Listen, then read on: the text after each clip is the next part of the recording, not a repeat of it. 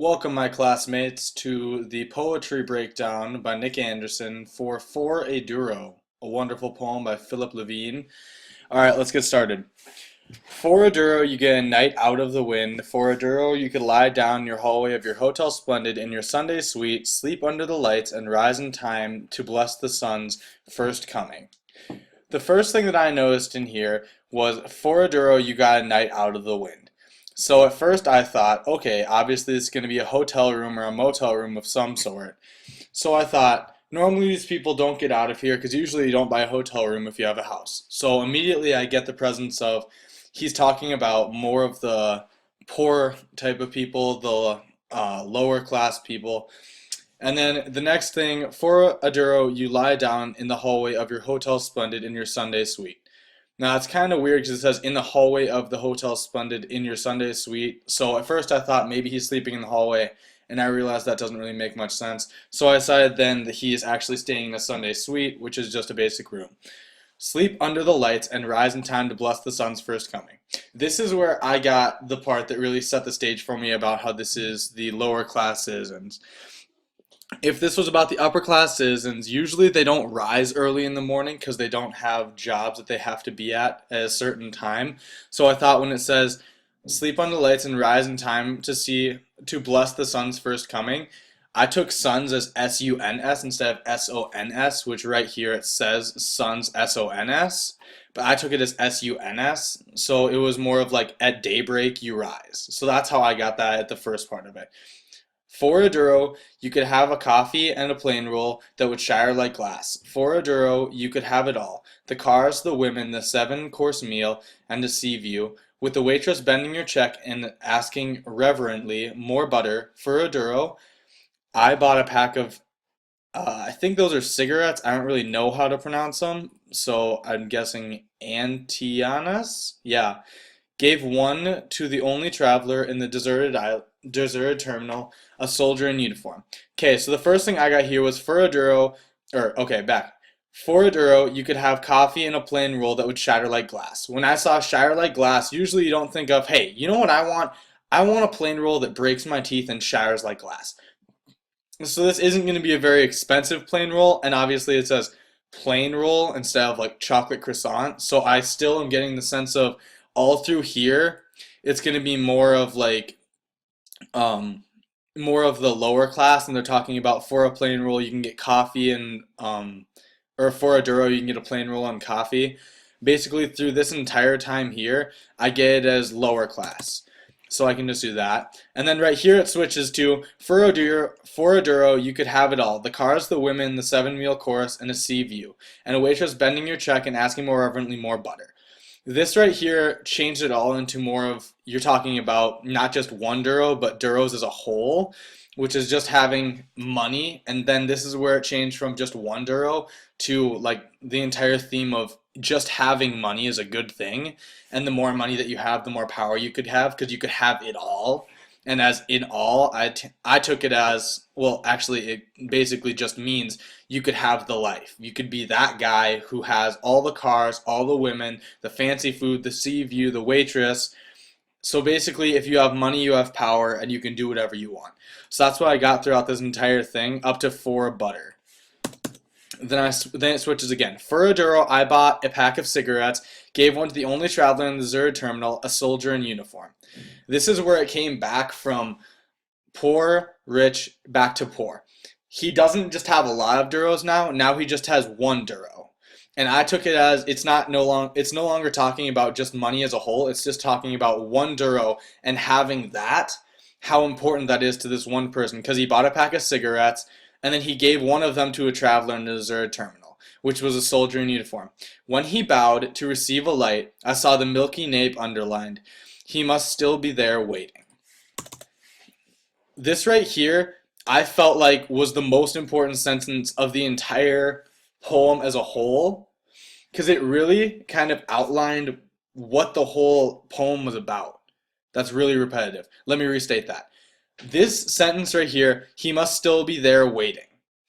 This really shows that it's not necessarily they're talking about everything as literal interpretation, like for a Duro. A Duro is a 5-cent piece. they're not talking about for one 5 cent piece you could have it all because the world is yours after you have a nickel.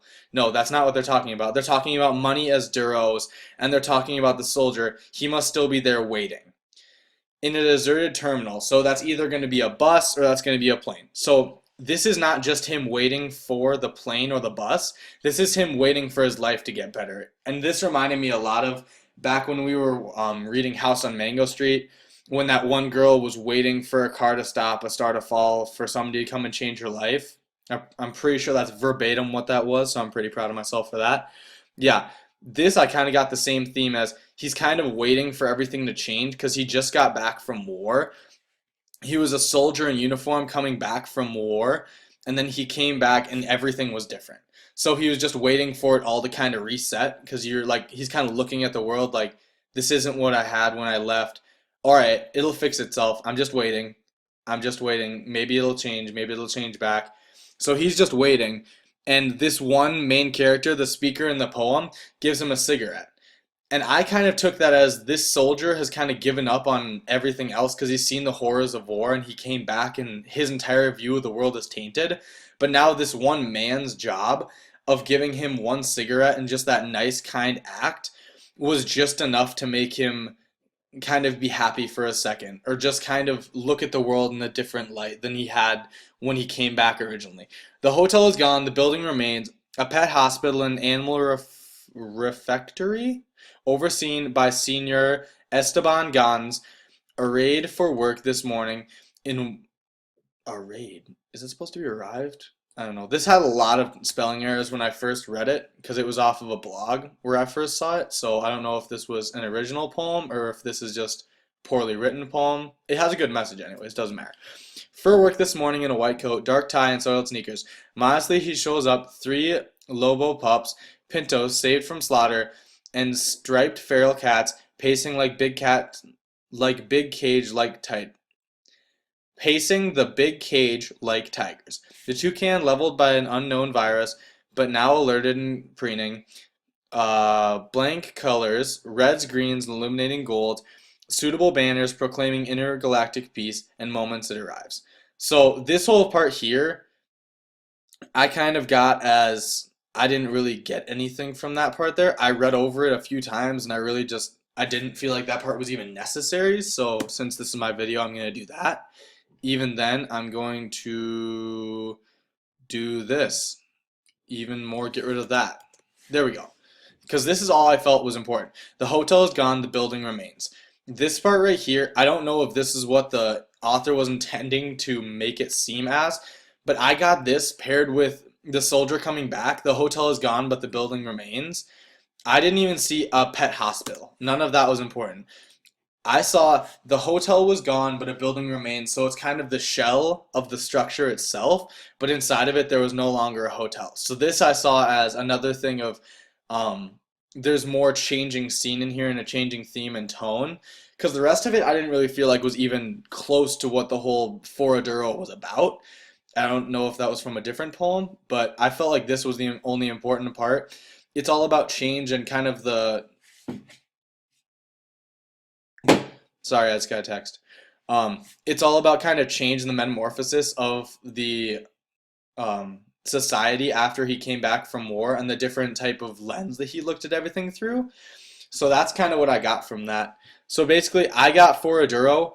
It's all about money and power and how there's the false sense of if you have money, you'll be happy and you'll be powerful.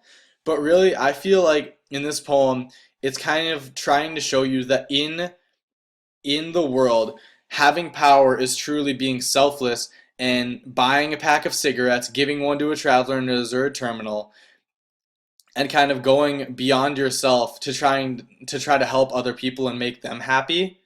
So basically, that's an overview of my entire paper that I just gave you in a lot simpler and a lot more jumbled words. That's basically what it was. The whole thing about the sweet roll, I kind of got into up here when it was talking about how it would shatter like glass and it wasn't very important. It was just a plain sweet roll. So that's kind of, or just a plain roll. It's not even a sweet roll. And then also with the coffee, I was talking about how for one, like the poor people, it's necessary because they have to wake up early in the morning and that'll get them up. but for the rich people, they just drink it because it's good. So that's basically my entire paper in a whole. There's for a Duro. This is my wonderful signing out. Have a good day, whoever you are. I'm sorry you had to. Sorry you had to listen to this. It was kind of trash, but hope Miss Pens likes it.